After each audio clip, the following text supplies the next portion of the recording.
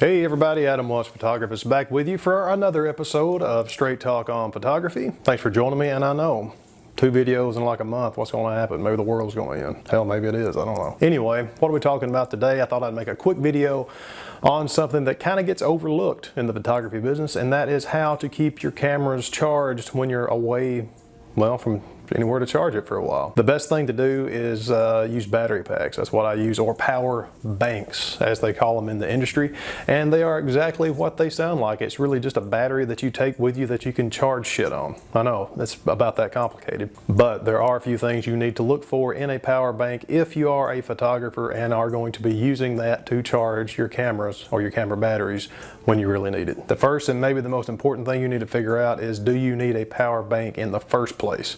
I know you're going out there thinking, well, I need to have all my batteries charged, but hey, for some of these, you know, a battery, 2 batteries are going to get you by for like 2 or 3 days, unless you're shooting just for one, a lot of video, you're doing a lot of longer exposures, that kind of stuff that's really going to eat up your battery. But be smart. You know, turn your camera off when you're not using it, and I guarantee you're going to get a lot more life out of your battery. But that being said, if you decide you do need a power bank, there are a few things you need to watch out for, and the first being what kind of camera you're going to be using.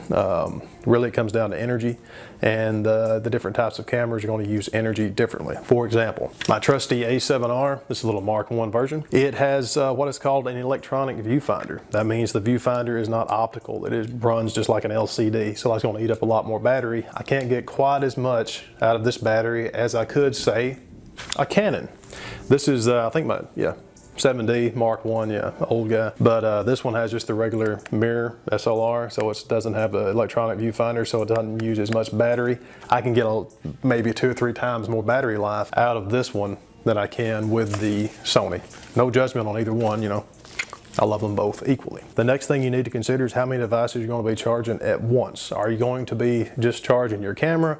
Or are you going to be charging the camera, the cell phone, your iPad, things like that, or whatever electronic device you got out there? So you need to think about how many ports. This is the, that's my lime fuel. This thing is a beast, by the way. I've had this forever. I don't think they even make this one anymore. Anyway, it's beside the point.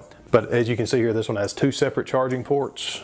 And that's where you actually, that's the current in where you actually charge the battery. But this one has 2 charging ports. One is a 2.1 amps, the other is 1 amp. Of course, the higher the amperage, the more that, the quicker that it's going to charge your device. And speaking of amperage, how do you tell how much charge these hold? Well, I'm glad you didn't ask, because it is in something called milliamp hours. Kind of confusing. You think they'd just come up with something else, but that is how it is. Now, milliamp hours, without going too far into it, is just how much charge that is going to hold and how much that charge can be transferred to another battery. So you can have a look at, let's say, the Canon battery here. It's measured on the back, 1800 milliamp hours. That means that big battery pack is 20,000 milliamp hours. Yeah, it's a big one.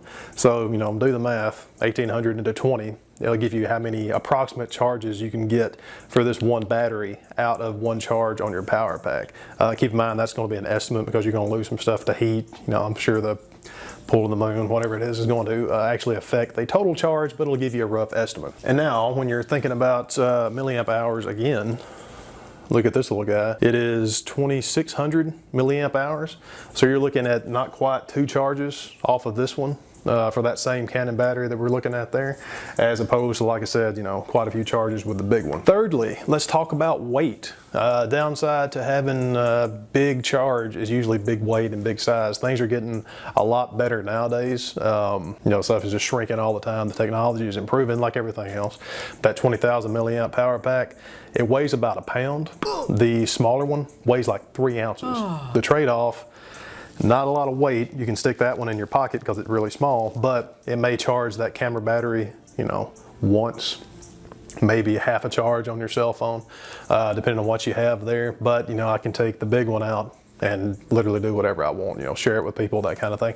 And I don't have to really worry about it running out of energy, but, you know, it's a pound and it serves a very specific purpose. You can't use it for much else. That's not always exactly true. And that brings us to number 4, the bells and whistles that you can actually get on these power packs. For example, this one, little 3-ounce one, super cheap one, Then charge it maybe once, like I said. It has a charge port where you actually charge the battery. Then it has a charging port, or the current out to charge your device. Nothing else on there. The lime fuel, bigger one, 2 ports, that kind of thing. But nifty little flashlight. And some of this stuff can get kind of gimmicky. There's some with like bottle openers, compasses, that kind of stuff.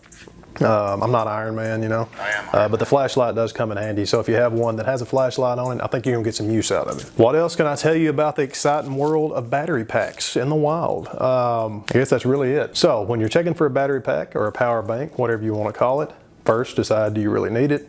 You might not, just buy another battery. I think you'll be set. Secondly, there's the thunder. Secondly, if you do decide you need a power bank, figure out how big of a capacity that you need based on your needs, the kind of batteries you're going to be charging, how many people are going to be using it, that kind of thing.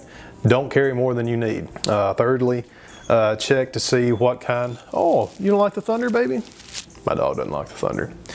Where was I? Anyway, that's enough of that. Find out what you want to charge, find out who's going to be using it, how many people, what else you need, how much weight you want to carry, and that's going to go a long way with you deciding what kind of power pack that you might or might not need. So until the next time, folks, hopefully it won't be too much longer. This is Adam Welch for Straight Talk on Photography. I'll see you soon. You don't like the storm, do you, babe? No. Oh well.